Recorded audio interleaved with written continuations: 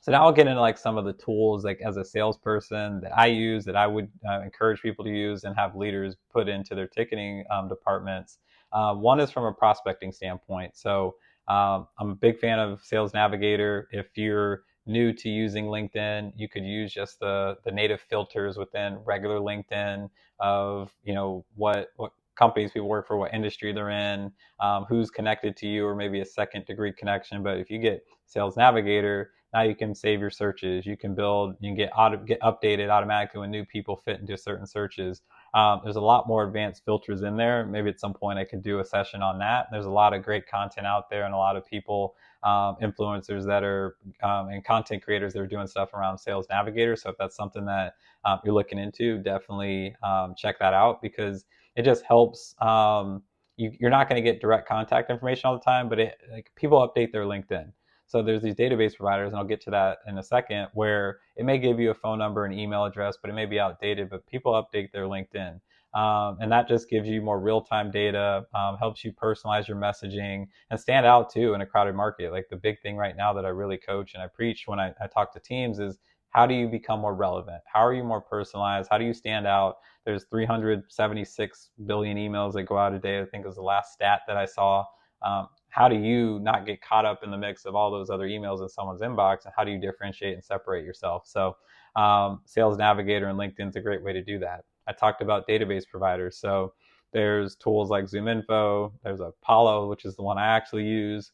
There's this tool, Clay. It's a little more technical. I tried it and I felt I was pretty smart when it came to sales and sales processes, but I definitely need to do a deep dive into that and better understand that platform, because there's so many ways that you could take it and just streamline your processes. But really for that, this allows you to get direct contact information. So when I talk to teams, they're like, you know, how do I get through the gatekeeper? What do I say when I talk and call like the main general line? I'm like, ideally, you don't have to do that. You have a direct email address. You have a direct phone line that you can call someone, whether it's a cell phone or the direct office line. At minimum, you go on their LinkedIn and you ask for a name and you reach out. So that's a big piece of making sure you have the right stack, making sure that all your licenses get used. One of the things I appreciated with my rep when I had LinkedIn Sales Navigator was we had these quarterly business reviews, and now I've taken this concept and applied it to some of my training when I work with service teams. But she would meet with me quarterly, tell me the new updates with the product. She would show me who's using their licenses or not, so I could get, you know, make sure that I follow up with the people like, hey, we gave you a license, why aren't you using it? And get that feedback. It actually helped me because she built an ROI case of like, hey, here's what you're doing. So when I got challenged by, you know, finance and executives, like, why do we have this? I could easily quickly go back to the report that they gave me. So, you know, making sure that, you know, with these tools, you're fully leveraging, you're fully maximizing everything like that. And also you have, you know, direct contact information and data as you reach out to people. Sales engagement platforms. So typically what I did when I first started and when I got into sales, I just kind of winged it. Like I would wung it. I don't know what the right word is, but I would just kind of go through like, all right, I called them today. I think it makes sense to call them next week. Or, you know, my buddy said they call in 3 business days. So I did that.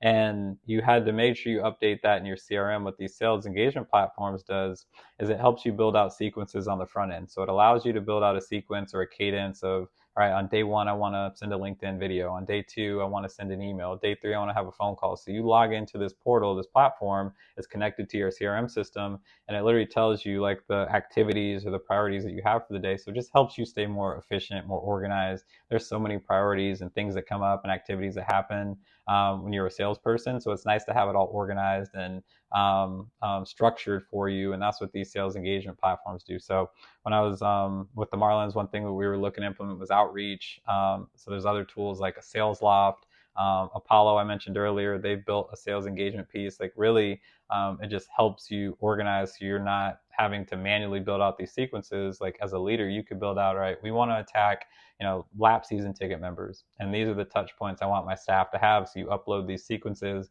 these cadences into their dashboard, and they just come in and they just work through their leads, structured. You could see where people are falling off. You could see at what stage in the process that you're having success or not. And it just helps from coaching from the back end reporting.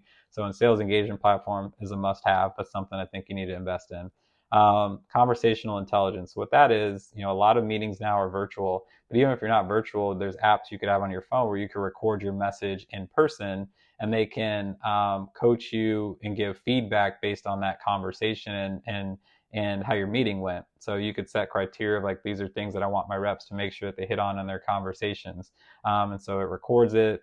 Some of them take notes for you, so you can just sit and be like fully attentive and listening, and having a conversation, not worrying have to take notes. I type it, but a lot of people like to write it out. Like you just having a conversation and go back and listen to it. And that's something I do with all my meetings is I go back before my next meeting. I will go back and listen to the previous meeting. Like, oh, I missed that because, I was trying to keep notes, or maybe I thought someone was more interested. That was actually funny. One of them, I left the call feeling great. I'm like, this is definitely going to come through. And then as I played it back, I was like, oh, I definitely had happy years. Like I thought they were on board. I thought we were going to move forward, but I'm feeling a little hesitant now as I play it back and actually listen to their tone and some of the things they were saying, because I wasn't really paying attention. I was trying to keep notes, and shockingly, that deal hasn't gone through, and I haven't heard back from them. But it is good for me to know and see that. And then others, I could be like, oh, like this is an insight that I can make sure I hit on for the next one, because you don't remember everything in a conversation. So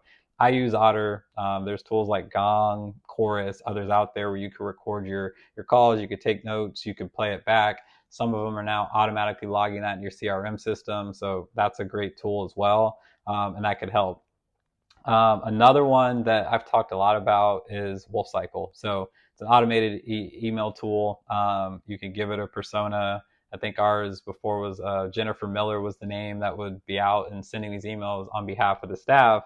And it seemed like it was coming from a real person, but it's an AI bot, and you kind of program the responses that can come back. And if someone is interested or has questions or raise their hand and wants to talk to a sales rep, it automatically loops that salesperson in, and now they have a conversation. The good thing about a tool like that is before, if you wanted to reach out to all the leads in your database, you had to have your reps call somebody, and hopefully you get them on the phone and just kind of go through all those phone calls and everything like that.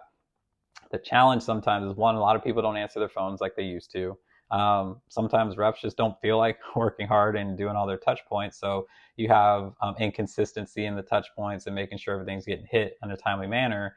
And then also too, the other part of this is like it helps you identify people who are already interested, but it doesn't necessarily get you more interested in the product. So, but I think it's great because now you can streamline that process, and you can get a bunch of different bots that are out there that are reaching your top scored leads. If you think that's the biggest opportunity, they could support your customer service team or your service and retention team with maybe more administrative outreach and tasks, and they can focus on building relationships, and salespeople can focus on selling and going finding higher dollar revenue opportunities. So there's other tools like there. I'm a big fan of WolfCycle. That's one I recommend.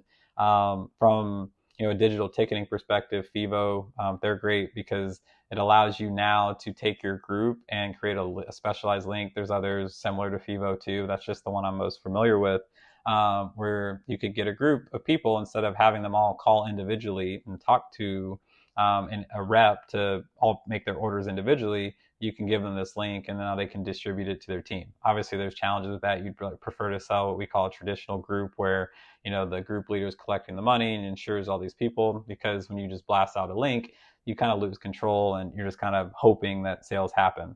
But Fevo is great, and it integrates with most ticketing systems. Suite Experience Group, they have a tool called SuitePro where you could list your suites online. I think you should put all your premium inventory online, because people are making $50,000, $100,000 purchases online. They don't need to talk to a salesperson to make their decision. A lot of them are ready to go. Or this is a way that they could further educate, and it leads to better leads for the sales team. So having a tool like that where you put your suites, your premium hospitality inventory online, and just let people self-serve, instead of the example I've given before is, let's say it's 5 o'clock and 4-leaf, they want to buy a suite for the local sports team. A lot of times offices close at 5:30, but that's the only time I'm available to actually focus on this, because I'm running a business throughout the day. So I go on the website and I look to find out more, and it says submit a form, and I get to talk to a rep. So cool, I put my information in. It's the end of the day, so no one's back in the office until 16 hours later. And I have to hope that that person, it's their top priority when they come in, is that they check their leads and that they send them out to a rep, and that rep, it's their top priority to get back to me. So it could be anywhere from 24 to 36 hours later that I actually get a response back, and it has to be on the time, and I have to make sure I'm available when they're available, when I already know what I want. It costs $5,000, $10,000, whatever, to buy a suite. Let me just put it on my credit card. I can follow up with questions and figure out catering and all that stuff later. But like, let me just buy the suite right now so I can move on with my day. So I encourage most teams to put that out there and to have that as an option so that their clients could just transact and move forward without having to wait and hope that somebody gets back to them. So that's a tool that I'm really big on. And then there's other like vendors that are out there that, help you build mini plans and, find your ticket package. I think you should definitely experiment with those and see if there's, legs to that. I don't think that's going to solve all of your ticketing problems if you're in a struggling market, but it could help bring new people into the mix, add new people to the database, maybe more streamline the buying process for your fans. So, if that's important to you, that's a resource you should definitely look at.